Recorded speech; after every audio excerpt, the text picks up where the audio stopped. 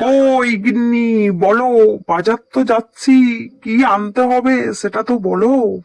বাজার যাচ্ছ? তাহলে বড় মাছ আর খাসির মাংস এনো। ছেলে দুটোকে আজকে সুন্দর করে রান্না করে খাওয়াবো, যাতে লোকের বাড়ি চুরি করে আর না খায়। যতই ভালো করে রান্না করে খাও, ওদের চুরি করা দুষ্টুমি স্বভাব কখনোই যাবে না। এই তুমি বেশি বকো না তো, তাড়াতাড়ি গিয়ে বাজারটা সেরে আসো আগে। ঠিক আছে, আমি তাহলে বাজারে যাই এখন।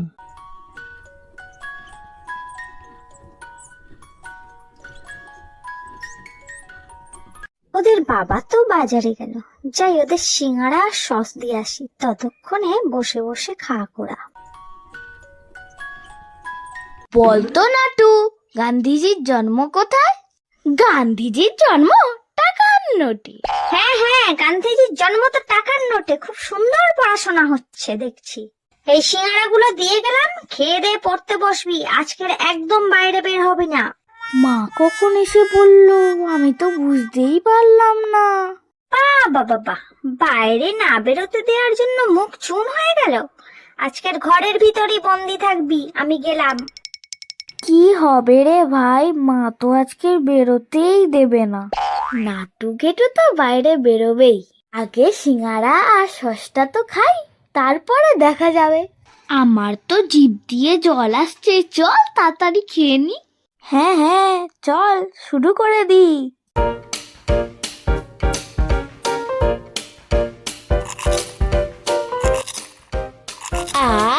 খাওয়া কমপ্লিট, চল দাদুর আম বাগানের দিকে। তাই চল, বেশ হবে। আরে আরে, তোরা কোথায় চললি? তোদের বারণ করলাম না বাড়ি থেকে বেরোতে? দেখ, ঠিক সেই চলে গেল। এখানে দাঁড়িয়ে গেলি যে, দেখছিস না সামনে বাবা যাচ্ছে? তাহলে এখন কি হবে? কি আর হবে, গাছের আড়ালেই লুকাতে হবে।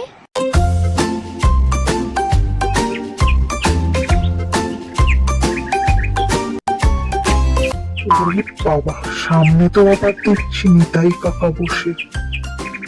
বিশু আসছে মনে হয়, আজকে নালিশ করেই ছাড়বো। ও বাবা, বেটা আবার আমার দিকে তাকাচ্ছেই না। ওহে ও বিশু, একটু এখানে শুনে যাও তো। আজ্ঞে কাকা, আমাকে ডাকছো? হ্যাঁ, তোমাকেই ডাকছি। বলছিলাম কি, ছেলেগুলোকে একটু বাড়িতে দড়ি দিয়ে বেঁধে রাখো। গাছের আমগুলো তো হতেই দিচ্ছে না। ঠিক আছে কাকা, এখন আমি বাজার যাচ্ছি। ওর মাকে বলে এসছি ঘর থেকে যেন বাইরে বেরোতে না দেয়। আপনি নিশ্চিন্তে থাকুন। আচ্ছা ঠিক আছে, তুমি এখন বাজার যাও। আচ্ছা কাকা, তাহলে আসি এখন। যাক, একটু নিশ্চিন্ত হওয়া গেল। শরীরটাও ক্লান্ত লাগছে, এখানেই একটু ঘুমিয়ে নিই। দাঁড়া রে বুড়ো, তোর নালিশ করা আমি ছাড়াচ্ছি। আজ আর আম খেয়ে লাভ নেই, বুড়োটাকে জব্দ করতে হবে। কি বল নাটু? হ্যাঁ রে ঘেটু।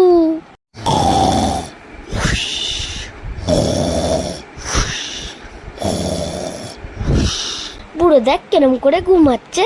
ঠিক বলেছিস, যেন জন্মের ঘুম ঘুমাচ্ছে।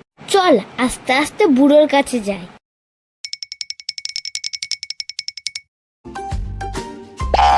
বাজার তো দেখছি খালিই আছে, তাহলে আজকে তাড়াতাড়ি বাজার হয়ে যাবে দেখছি।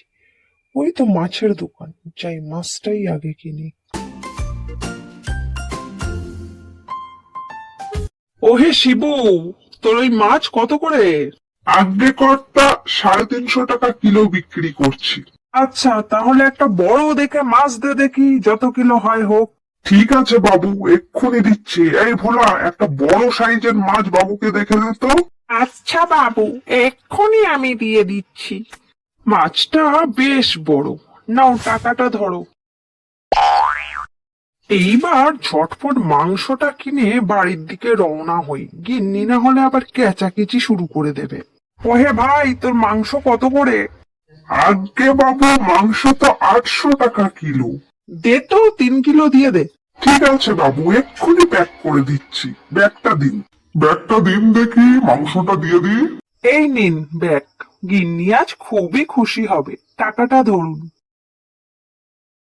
চাই এবার তাড়াতাড়ি বাড়ির দিকে রওনা দিই।